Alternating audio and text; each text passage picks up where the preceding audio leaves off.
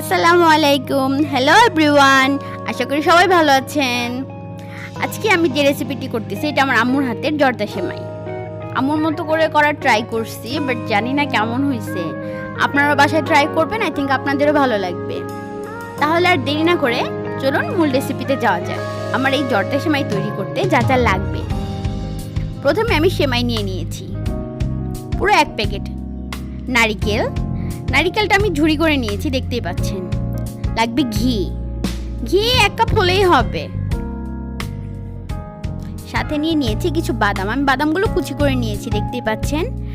হ্যাঁ, বাদামগুলো একদম কুচি হয়ে গেছে আমার। ওর সাথে আমার লাগবে হলো দারুচিনি এলাচ ইচ্ছা মতো আপনাদের যতটুকু দরকার অতটুকু দিলেই হবে। এখন আমি সেমাইগুলো হালকা করে একটু ভেজে নিব। হালকা বলতে একটু রেড কালার হবে এমনটা করে ভেজে নিব। দেখতেই পাচ্ছেন একদম রেড হয়েই আসছে কিন্তু। হ্যাঁ, এরকম হালকা করে ভেজে নিলেই হবে। জর্দা সেমাই তৈরির জন্য আমি ঘি নিয়ে নিলাম। ঘিটা হালকা গরম করে নিব। গরমের পরে দারচিনি এলাচ আর নারিকেল তিনটা একসাথে একটু হালকা করে ভেজে নিতে হবে। একটু কালার হয়ে আসা পর্যন্ত এগুলোকে বারবার ভাজতে হবে। দেখুন আমার কিন্তু ভাজা অলরেডি হয়ে গেছে। দেখছেন একটা সুন্দর গ্রান বের হয়েছে কিন্তু। আমার কিন্তু মোটামুটি ভাজা হয়ে গেছে, একটা সুন্দর গ্রানও বের হয়েছে। এর মধ্যে আমি চিনি অ্যাড করে দিচ্ছি। চিনিটা নারিকেলের সাথে ভালো করে মিক্সড করতে হবে। পরিমাণ মতো মিষ্টিটা দিলেই হবে। অনেকে কম অনেকে বেশি লাইক করে, যে যেমনটা লাইক করেন ওই রকমটা দিলেই হবে।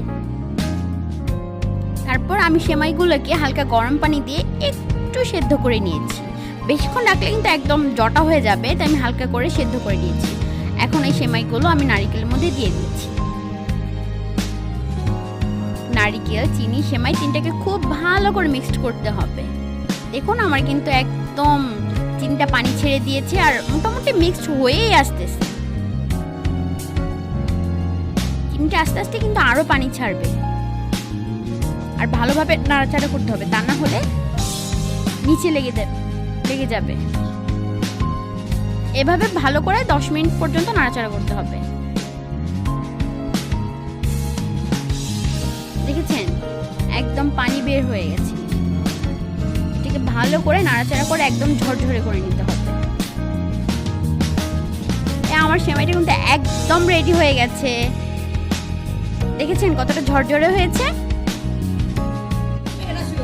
আশা করি আপনাদেরও এরকম করে তৈরি করতে অনেক বেশি ভালো লাগবে। আপনারাও তৈরি করবেন। বাই এভরিওয়ান, সবাই ভালো থাকবেন। আল্লাহ হাফেজ।